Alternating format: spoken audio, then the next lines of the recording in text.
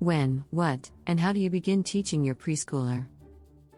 A while back, Leanne from Las Vegas asked my opinion on just when is the right time to begin teaching her 2-year-old daughter. She has already begun teaching basic concepts such as alphabet, colors, and numbers, but some members of her family feel that she is pushing her little girl. In my opinion, the easiest way for Leanne to test whether or not she is pushing her daughter can be found in this quote: "Is it too soon, or should I let her keep going as long as she is interested and is having fun?" If Leanne's daughter is interested in the concepts that she is learning and having fun while learning, then it is definitely the right time to teach her. Young children are interested in the world around them, and they are interested in what their parents know. Building on that interest to teach basic concepts, just as Leanne is doing, is not pushing your child, it is meeting your child's needs. One of the most important things you can do for your child is to offer an environment rich in learning opportunities. If you give your child the opportunity to learn, then he will learn. It really is as simple as that. Remember, young children are learning a great deal about themselves, their family and caregivers, and their world every day. For most of those lessons, you are the teacher.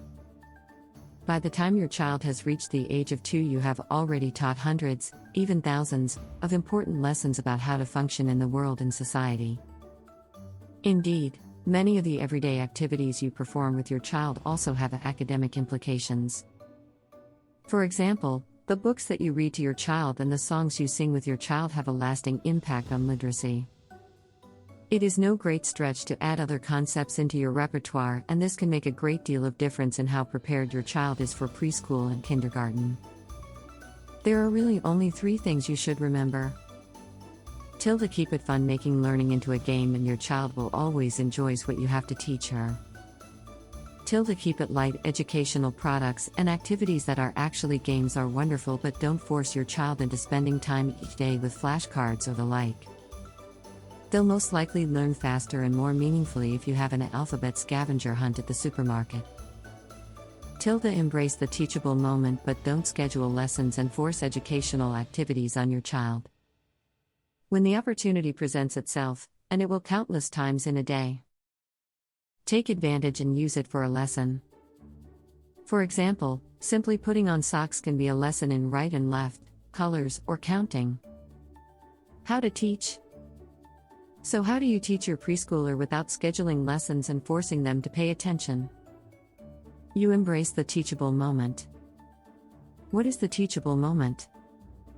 It is simply an opportunity that springs out of normal, everyday life, or as children become older and more verbal, a timely question or comment. Time when you and your child are in the car, for example, is a wonderful teaching opportunity that many parents overlook. If you are reunited after a day's separation, then you can share stories about your day and in the process work on vocabulary and literacy skills, as well as teach your child about the world around them. You can also use cars and trucks to teach colors, road signs to teach shapes, and so on.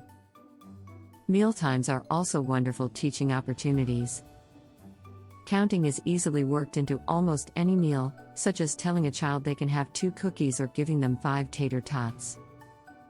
Shapes and colors can also be brought into mealtimes. For example, my son likes to choose the shape for his sandwiches, triangles or squares. As a child grows older, you can also do letter sounds with the various foods, such as milk starts with MMMMH. What to teach?